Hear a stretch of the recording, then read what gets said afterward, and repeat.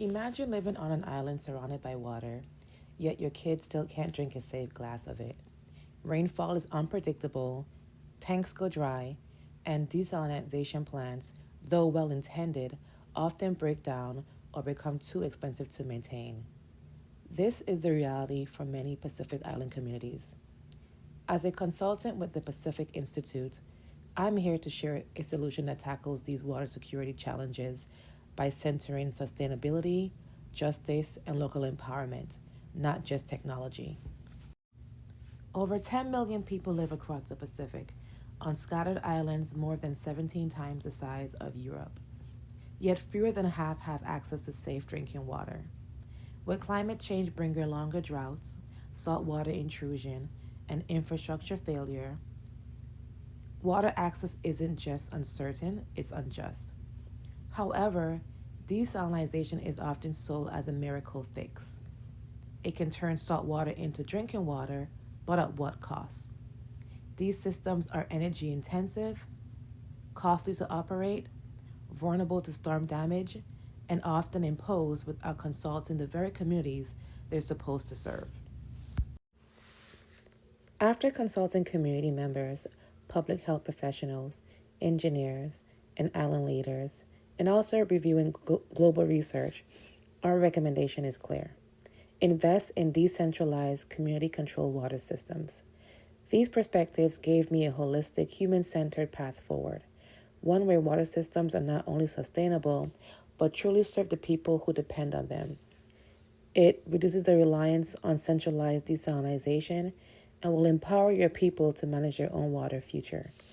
Key components include rainwater harvesting, greywater recycling, solar power purification, and community cooperatives.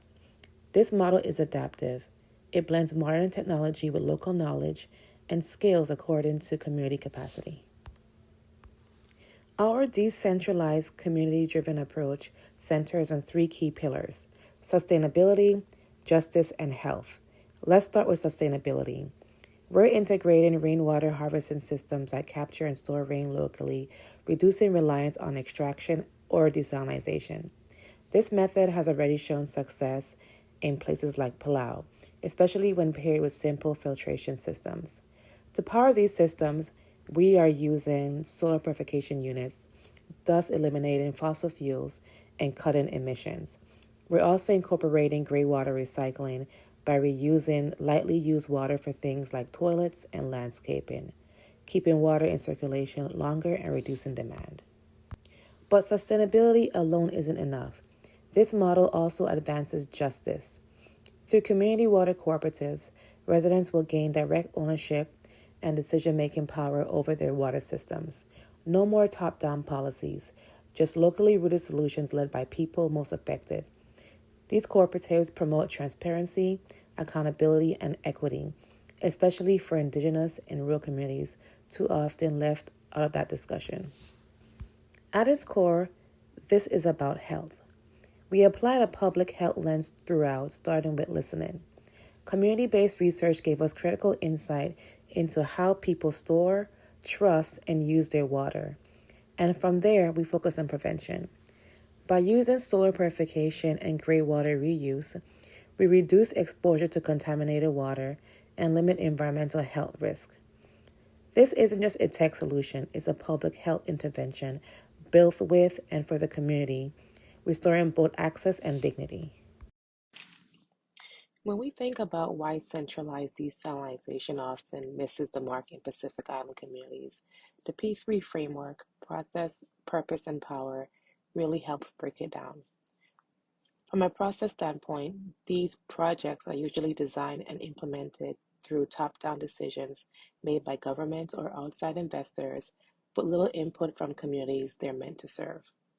These processes often ignore traditional ecological knowledge and the lived experience of people facing water stress every day. That's where boundary spanning comes in.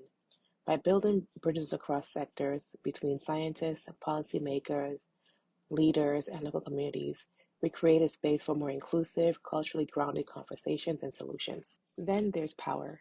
In many island nations, land and water governance are tied to customary systems, which national governments often overlook. This creates tension and slows down projects. But decentralized approaches help shift that dynamic, allowing cooperatives and indigenous councils to lead. It puts the control in the hands of the people who knows the land best. And the purpose, the why, is critical. While desalination aims to solve water scarcity, it's often pushed from political visibility or economic development, not long-term community well-being. These systems are costly, energy intensive, and hard to maintain locally. In contrast, decentralized systems like rainwater harvesting or solar purification are more aligned with community needs and sustainability goals. To support all of this, we're using tools like Riskscape. It helps us map where climate risk, like droughts or floods, intersect with infrastructure gaps so we can prioritize where new systems are needed most. And because Riskscape creates visual, easy to understand maps, it becomes a boundary spanning tool itself, something communities can use to actively participate in planning process. When we connect P3, boundary spanning, and tools like Riskscape, we move towards solutions that are not just technically smart, but socially just and community led. In the end, this project isn't just about fixing water systems. It's about reimagining how we make decisions, who gets to lead, and what it means to build truly sustainable and just solutions. By centering community power, honoring traditional knowledge, and using tools that help us see risk clearly, we can move toward water systems that are not only resilient, but rooted in equity and local ownership. This is how we turn purpose into action and how we can make lasting change together.